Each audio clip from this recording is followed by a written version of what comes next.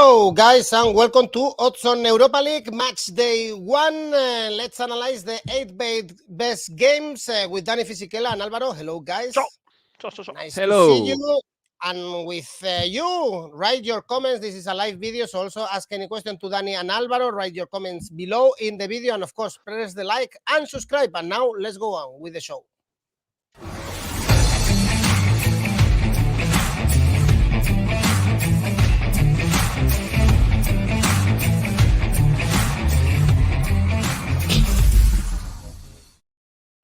This season is especially interesting, in my opinion, the Europa League from the beginning. We have big names, Arsenal, Man United, Roma, for instance. So we've chosen the 8 best games to analyze with Dani and Alvaro and give you some tips, starting with Group A. And here we have the big favorite to win the Europa League. Actually, if we check our page in Oddspedia for the Europa League, Arsenal 6.5 to win the trophy. And Alvaro, they've started the season really good, but as we all know, on Sunday they received the first defeat. It was in Old Trafford. It was very controversial because they had a goal disallowed, and they are facing Zurich. For those who don't know, Zurich, they are not good. They are not doing good in the Swiss league. That's why probably we see these very low odds for Arsenal to back them away, perhaps even too low, no, to be so certain that Arsenal is going to win this game.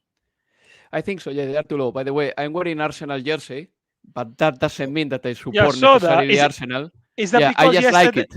It's just because yesterday I had a Liverpool shirt. Now you have to. No, I just happen to like it. It's But a very good one. I don't support them, even though I wish them the best in life. I don't think Arsenal are the favorites to win the Europa League, seriously.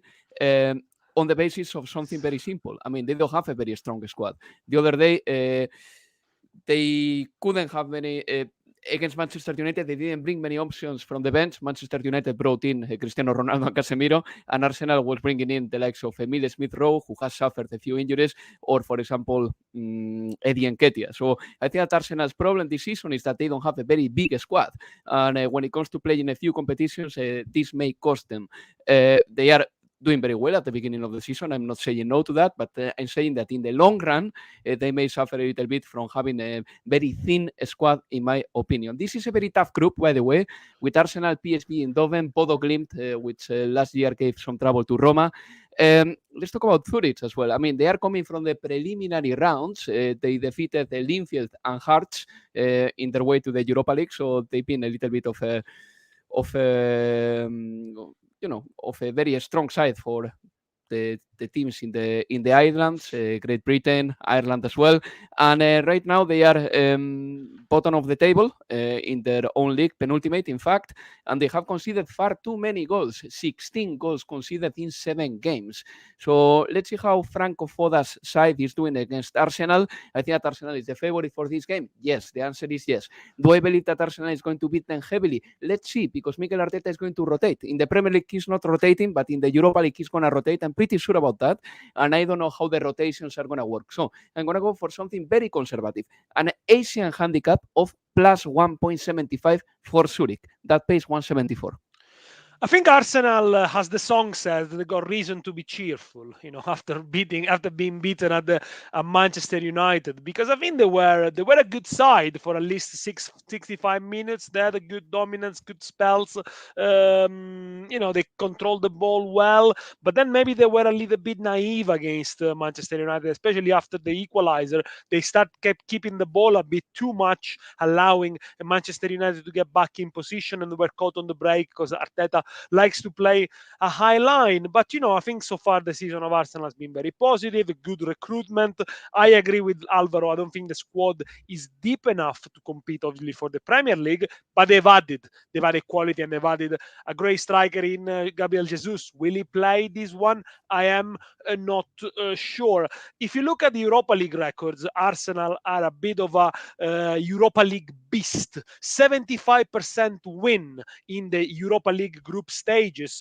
Only Zenit has more. Only 2 defeats in the Europa League group stage. But these are the numbers, Alvaro. I mean, the numbers. Yeah, but don't they are not lie. the best. Sevilla is the best. Arsenal and Yeah, sorry, no, they but have never won. in the group stages, they Yeah, reached the all final a right. few years ago. Good In the for group them. Yeah. in the group stage, that's the caveat. And they play against Zurich, which is a team that I think is less strong than last season, not only because of the results, as Alvaro explained, but also because they sold the 2 best players. Cisse, which is not Cisse, it's Cisse, who plays for Lecce, and he scored a couple of goals already in Serie A. And Wilfred Gnonto, who went to the Italian, by the way, who went to Leeds. So, team in transition, won the league last season. Good proposition. That's why, I mean, if we look at Franco Foda, if we go with Franco Foda's career and the way he managed Austria, he liked to keep it tight. Arsenal are going to make changes. I cannot see many goals on this one. Under 3 goals. That's my pick. So it's conservative, 2.10. Zurich, they lost the last 2 games that they played at home in the local competition against Basel and Lugano. We have Marco telling us Arsenal to win and Jesus to score. Well, check the lineups because If he perhaps... plays. Exactly. If he travels, he might not even travel. Exactly. Perhaps is not there. The other game in this group is PSV Bodo Glimt, but we are going to jump into the next group, Group B. And here we have Gan playing against Larnaca and also Fenerbahce Dynamo Kiev, a game that we are going to analyze because Danny, not long time ago, actually only a couple of months ago, we saw this game in the preview of the Champions League. Both were knocked out, so now they are in the Europa League. Fenerbahce, you always see random players playing for Fenerbahce. Right now is a player that you well know, Joao Pedro, Italian striker, whereas for Dynamo Kiev, they beat Fenerbahce, by the way, in that knockout stage in the Champions League, but we have to wait to see also the level of the Ukrainian teams, as we said, Shakhtar. 0-0 at home for Dynamo Kiev, and then they won 2-1 in Istanbul after the extra times, both tight games, both not classic. Dynamo Kiev, I think, is the same situation with Shakhtar Donetsk. Great that they are there. How competitive, how good they're going to be, what kind of threat they can pose, how fair is for them and for the other teams to have Ukrainian teams involved. Well, we shall see. But let's not forget, Ukraine surprised us all in the summer when they beat Scotland in the World Cup playoff semi-finals and gave Wales a very good game. So don't write them off. The difference between Dynamo Kiev and Shakhtar is that Dynamo Kiev haven't lost many star players in the summer after the conflict because most of the players were Ukrainians anyway, so they got a very strong bulk of Ukrainian players, a lot of young players as well that come through the ranks, through the under 19, under 21 of the Ukrainian national team.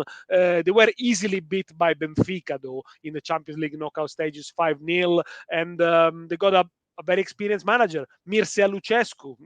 He's been on the bench for ages. He managed in Italy so many years. I think Lucescu is one of the old style managers. They're gonna keep it tight, I will say. But also Fenerbahce have got a very experienced manager in Jorge Jesus. 60 games managed in the Europa League. Only Emery has managed more, with the only difference Emery won the finals and Jorge Jesus lost two. Fenerbahce have been scoring a lot lately domestically, but I don't think this is going to be a classic. I think actually it's going to be more like the one we saw in the early stage of the Champions League. So I'm going to go for a very good one. And you'll find very good odds in these Europa League games because they're very balanced. Under 2.75 goals, that pays 195. That means if there are 3 goals, you lose only half your stake. Actually, Alvaro, I'm surprised to see these really high odds for Dynamo Kiev. They were able to win in Turkey only 1 month and a half ago in the extra time. And Marco, for instance, is telling us that he's going for Dynamo Kiev to win. I think Fenerbahce to win for 166 is disproportionate.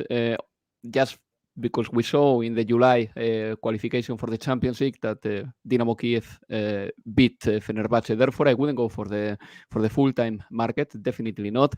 I think that the fact that both teams are scoring goals should point us in the direction of the goals market. Daniele, I think that he said under 3 goals, Daniele, or under 2.75? Under 2.75. I'm going to go for something similar, but, a little bit opposite as well, because I'm going for the over 2.5 goals. And let me tell you why. Because this is a chance for Fenerbahce to make a difference from the very beginning in the group stage. They will attack. They are scoring many goals in their league. Ener Valencia has scored 6 goals this season, and he's in a really good form. But on top of that, they've got players like Joshua King, Batshuayi, and Remor, players who scored a decent amount of goals. And Dynamo Kiev, they have conceded 11 goals in the last 4 games. So I think that going for the goals market is something very reasonable, very reasonable here. So I'm going to go for the over 2.5 goals, 177. Okay, both teams to score for Mili and Marco. Of course, we saw goals in both legs in the Champions League qualifier between these two teams. Let's jump into Group C. This group is interesting. We have Betis Helsinki as well, but we are going to be focused on Ludogorets Roma. With Dani, the first defeat of the season for Mourinho's men, 4-0 against Udinese. If you see only the result, you might be, of course, shocked because it's a shocking defeat. But Roma had chances. Dybala played still good. The first 2 goals were individual mistakes, so everything is not that black, not that negative for Roma. And I guess we should expect them to win, no, in Bulgaria. Well, I think, Edu, they were played off the park by Udinese. Udinese were running in spaces, finding his spaces, is breaking down. Yes, I know Roma had a couple of chances. They hit the post as well, but Udinese, they looked fitter. They played with a better rhythm. I think Roma looked a little bit leggy and too isolated up front with Dybala. By the way, best player on the pitch for Roma, and Tammy Abraham. Tammy Abraham is finding it really difficult to play against positional defenses, low blocks, etc. Well, the hope for Roma is that they're going to bounce back from this very bad defeat as they did last season when they lost 6-1 to Bodo Glimt.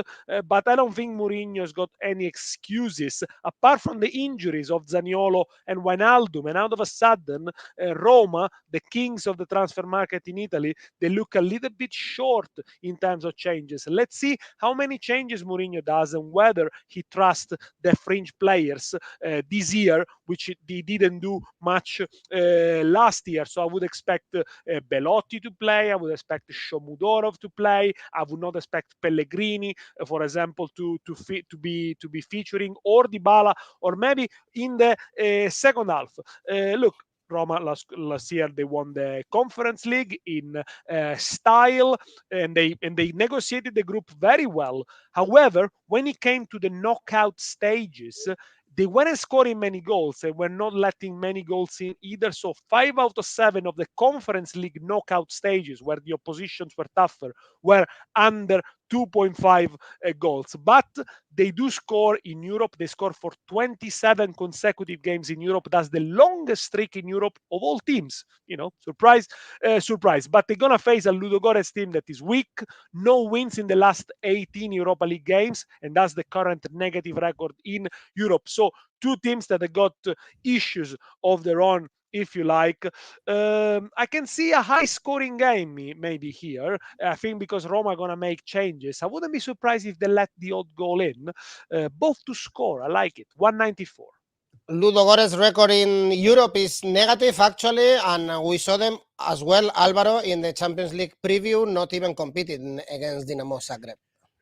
No, they didn't. They suffered, actually, because before they being in the Europa League qualifiers, they also played against Dynamo Zagreb, as you said, and then in the Europa League qualifiers, they suffered against Zalgiris to qualify. That tie went to the extra time in the second leg, and Verdon scored the winning goal for Ludogorets, and finally they managed to qualify for this competition.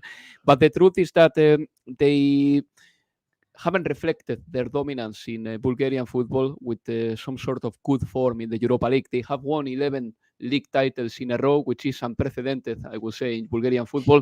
It's very strange because when they won the first title, it was some sort of an oddity in Bulgarian football, I could say. Yeah, a new team winning their first ever title, Ludogorets, and then they won 11 in a row. It's been as simple as that. I'm sure that there are many good explanations, but we don't have time for to delve into that. I mean, they are definitely, Ludogorets, a high-scoring side, At least domestically, they have scored 18 goals in their last 5 games.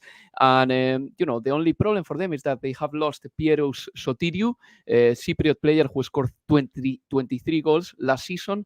Well, they are playing against Roma. Roma is a better proposition. I'm not too sure about Roma conceding goals here, and I tell you why. Because when Roma takes it seriously, with Jose Mourinho last season, for example, they didn't concede in the important games, like, for example, in a few ties heading into the final of the Conference League and also in the final on the Conference League. So let's see how it goes, but I like simple here. Roma to win and over 1.5 goals. That pays 183. Roma getting the points before that double header in Matchday 3 and Matchday 4 against Betis, which is going to be decisive to top the group. Exactly, Betis and Roma should go through in this group. Group D, we are going to analyze Union Berlin, San Gillois. Union Berlin, one of the teams that we really like in the Bundesliga, in our Bundesliga shows, with Radek, fourth right now in the standings, even drawing with Bayern Munich in the weekend, but they are not used to play in the Europa League. Actually, the last time they played was in 2001, long time ago. And Alvaro, also, this San Gillois is just a new arrival also to European football. We saw them in the Champions League preview as well, losing to Glasgow Rangers.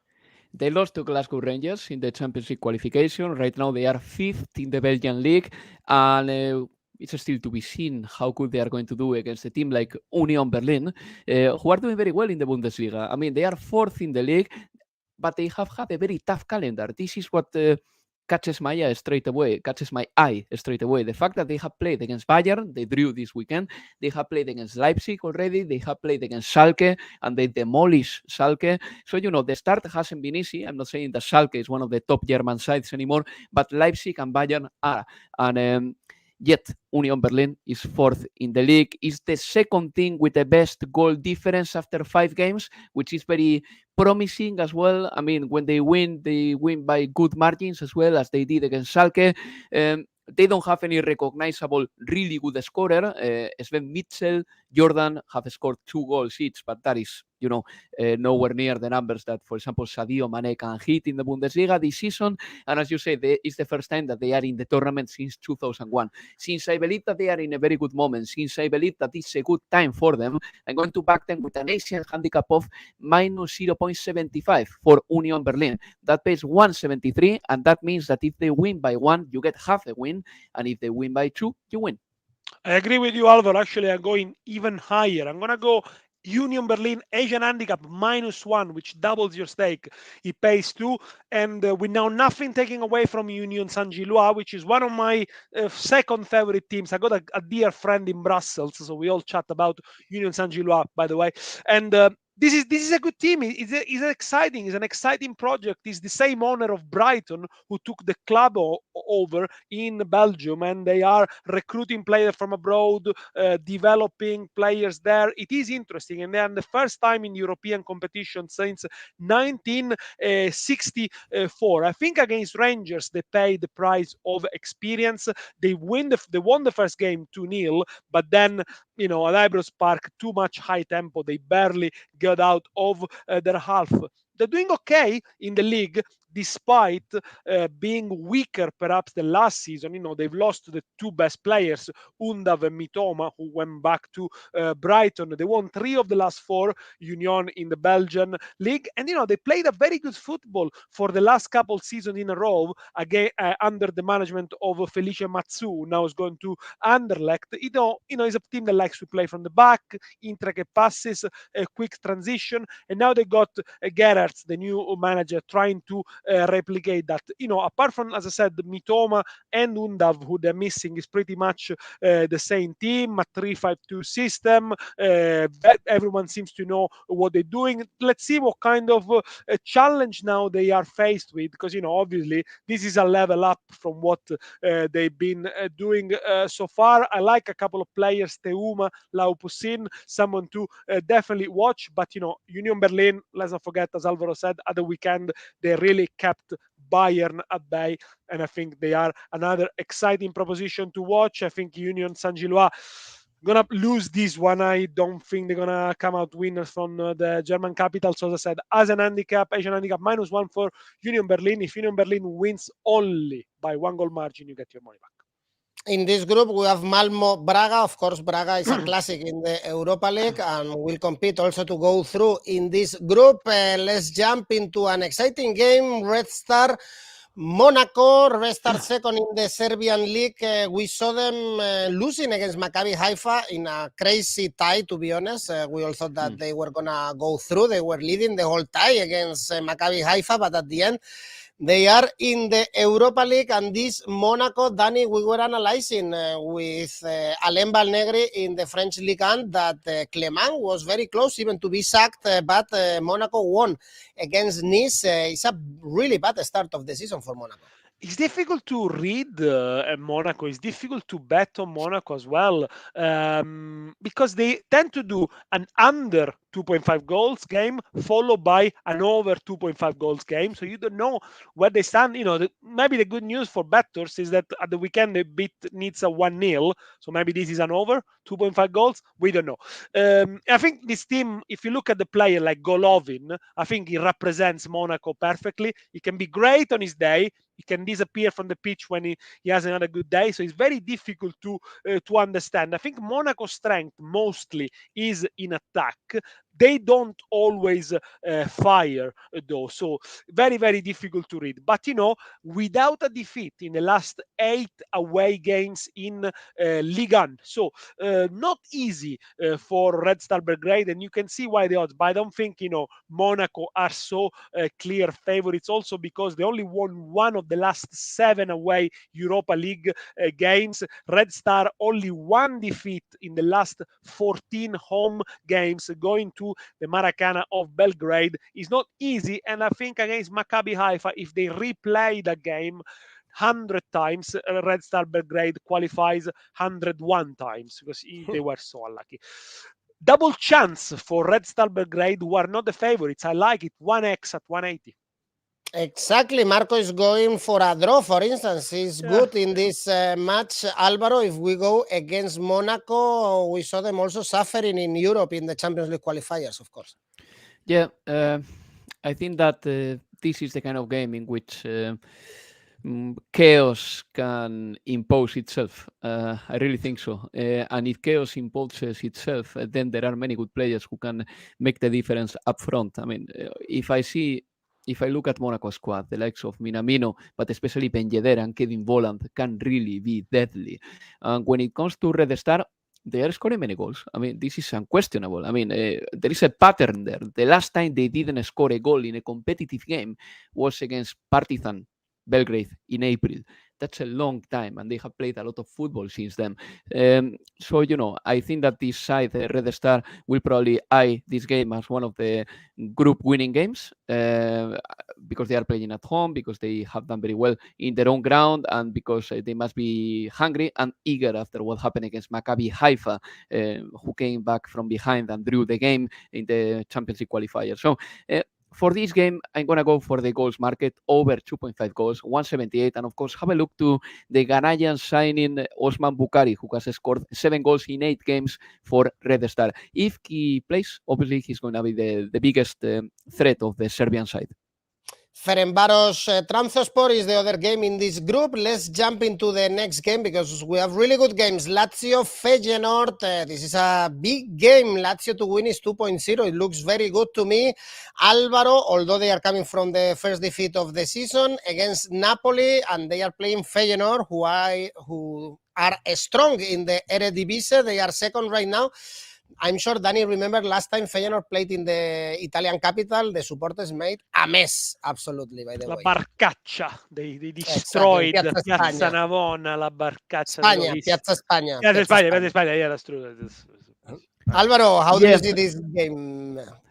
Well, I think that this is the game between the two sides that are favored to qualify for the next round, because the other two sides are Midtjylland and Sturm Graz, and I think the Lazio and Feyenoord are obviously stronger. Feyenoord reaching the Conference League final last season, and the truth is that this is probably one of these 6-pointers in a way, if we can call a 6-pointer the opening game of the competition. So I'm gonna go for Lazio to win. Very simple here. Arne Slot, by the way, he's a very the manager of Feyenoord. He is a very good, very big admirer of Mauricio Sarri, especially at his time at Napoli.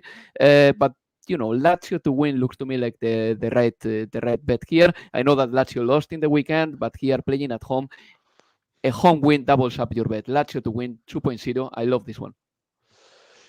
Lazio to win, I like it, and is my same tip because it pays very well. And I think Lazio overall this season are improving, have been improving since February last year, basically since they got knocked out of the Europa League. They got the same points as last season, but certainly the expectations are higher because the team has been strengthened. They got a better defender in Romagnoli, they got a good midfielder in Marcos Antonio, and the front three, Zaccagni, Anderson, and Immobile, you can trust them. They're gonna score goals.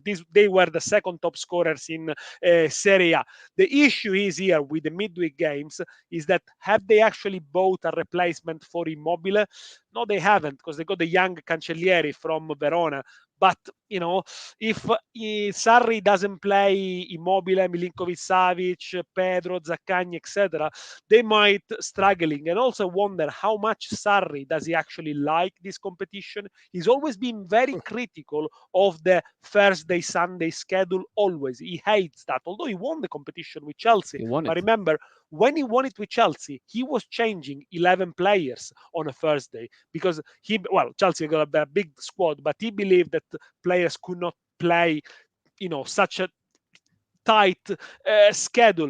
So it could be an issue. You need to check the lineups really. And when it comes to Feyenoord, I like what Alvaro said about Arne Slot. As a progressive manager, plays on the front foot. Last season they scored a lot of goals in the Conference League. 43 goals scored in the Conference League, and the average goal per game in their games scored and conceded was 3.36. So it could be above to score and over 2.5 goals. I'm going to go for Lazio to win it. Lazio to scrape it, maybe 2-1, 2-2. For Marco, it's both teams to score. Actually, next game, the most interesting one, probably. Man United, Real Sociedad, with Man United in form, 4 consecutive victories for them. Ten Hag clicking finally, and now Danny, they are playing against Real Sociedad. Usually La Liga, we see low-scoring games for them, apart from the match against Barcelona. But it's a team that in Europe they don't work. It doesn't work their plan usually. Let's see if Manchester United continues to improve. They are certainly showing that. And, against Arsenal, a good reaction. I don't think they were the best side on the pitch for 90 minutes. They are not a ball dominating side. They don't have much possession, so I don't think it's still the transition to the Den Haag style has completed. So far they look to me more like a counter-attacking teams, but let's see how many changes Den Haag make. Again, this is the big question mark, because in the league he seemed to have found the good starting 11, but now in the Europa League we'll probably see Casemiro playing. We're probably going to see Shaw playing, Maguire, Wan-Bissaka, Van de Beek, probably Fred. So out of a sudden, these are all the players that have been on the fringe this season, and they've been on the pitch when Manchester United were embarrassed by Brighton and Brentford. Will they come back? One for sure they're going to play is Ronaldo. So my bet for Ronaldo to score, it doesn't pay very well, but I think his hunger for goals, this is the game, obviously. He wants to contribute that. But when it comes to Manchester United at home, there is a pattern since last season. It's about Manchester United conceding goals. They only kept 1 clean sheet in the last 7 games at Old Trafford. They conceded in all but 1 cup competitions last season at Old Trafford, and they conceded even against Middlesbrough. They conceded in all the games in the Champions League last season, for example. But they are also unbeaten in 18 games in the Europa League in the group stages when they play at home. So they are obviously favorite. I think the price for Man United to win, it's good. I'm probably going to put it on my ACCA. But for this one, I'm going to go for both teams to score, 187. Because Real Sociedad, for instance, Alvaro, they bought Sadik as a replacement for Isaac, and he scored in the very first game. He did score. Sadik, I think that from all the strikers that Real Sociedad has, is the only one who can score 10 or more goals domestically in one season. I don't think Sorloth can do that. I don't think that Carlos Fernandez can do that either. And Oyarzabal is still injured. Very quickly here, I mean, Manchester United, we have to say, number one, that yes, they are favorites for this game, but I am surprised that people think that they are that favorite. I mean, in the last 10 seasons, there has been 6 Europa League ties between Spanish sides and Manchester United, and Manchester United lost the tie against Athletic Club Bilbao, Sevilla, and a final against Villarreal. They beat, though, Celta, Real Sociedad, and Granada. So it's a 3-all between Spanish sides and Manchester United, the richest club in the world, just to say, number one. The problem with Real Sociedad is that they don't have a lot of firepower. I mean, this season, for example, they haven't been able to score more than 1 goal per game. Last season, they were 6th in the table after scoring 40 goals only. So I think that Real Sociedad, in a way, is benefiting from La Liga, which is a very low scoring competition. But when it comes to Europe, I want to see if Real Sociedad can keep so many clean sheets. My suspicion is that they won't be able to do that. For this game, I'm going for the following. I think that both teams should qualify, by the way, because the other opponents are Omonia and Sheriff. For this game, I'm going for both teams to score, like Daniele said. Maybe Cristiano Ronaldo to score, that pays 183. Bruno Fernandes to score, by the way, pays 288, but I don't think, or maybe Bruno doesn't feature in this game. And I like another one a lot. Asian handicap corners, minus 1.5 for Manchester United. That doubles up your bet. Nice. Be careful with Sheriff. And the last game we are going to analyze is Nantes Olympiakos. In random signings of the summer, we have Marcelo Vieira arriving to Olympiakos recently, sharing the dressing room with Manolas, another icon of Real Madrid supporters, also Socrates Papastopoulos. So there are some known players in Olympiakos who lost shockingly in the Champions League preview against Maccabi Haifa. And now they are playing against Nantes. Actually, it's winnable right now playing against Nantes. Really bad start in Ligue 1, only 6 points after 6 games. Alvaro, they are here because they won, surprisingly, the Coupe de France. They did win it against PSG, I remember, last season. But no, the final, no. Okay. Then I corrected. The other day they lost to PSG though, 3-0. I think that Nantes, the problem with them is that they are not getting the points and they are not scoring many goals. They have scored only 6 goals in the league. They got 6 points, and this is not enough to qualify for Europe again. They have had a very slow start. Probably the biggest signing for them this season has been Moussa Sissoko. When it comes to Olympiakos, they wanted to qualify for the Champions League. They screwed it up completely against Maccabi Haifa to the point that they sacked the manager and they brought Carlos Corberán at the beginning of August or the end of July to Olympiakos. Let's see how it works. They've got many well-known players, not only Marcelo, not only Versalico, but also Mathieu Valbuena, a player that I love, Baklic, El Arabi, who is normally their best scorer, Jan Mbila. It's a side with plenty of players that they have done it. They have performed very well in some other leagues. For this game, I'm going to go for something plain and simple. Asian handicap plus 0.25 for Olympiakos. That pays 184. And it means that if Olympiakos wins, you win. And if they draw, you get half a win. Nice to see Nantes, first time in the European competition since 20 years, and 2001-2002, very lovely shirts. I think they are favorite here because they play against a side, Olympiakos, that is a little bit, I think they are in transition. They got a lot of experienced players that we mentioned, a few young players, and they missed the qualification for the Champions League already the second year in a row. They conceded in all the 6 European games so far. As we mentioned, 4-0 defeat to Maccabi Haifa. Domestically are okay, but I don't think we can take the domestic form into account. El Arabi, last season, 23 goals scored. Can he do it again? We'll see. It is an aging team. Last season in Europa League away, they were dreadful. Olympiakos, they lost 3 out of 4. They haven't won in 9 European games so far. Nantes favorite, yes, they play at home, of course, and I think the price for them to score the first goal, to the home side to score the first goal is good. So Nantes to score first, that's my tip, and that pays 191. Okay, Nantes, they are here because they beat Nice in the Coupe de Yes. France final. PSG manager, of course. Galtier, guys, thank you. Remember to like and share and subscribe to our channel before we go for our safe bets for this Thursday. Danny, your favorite bet?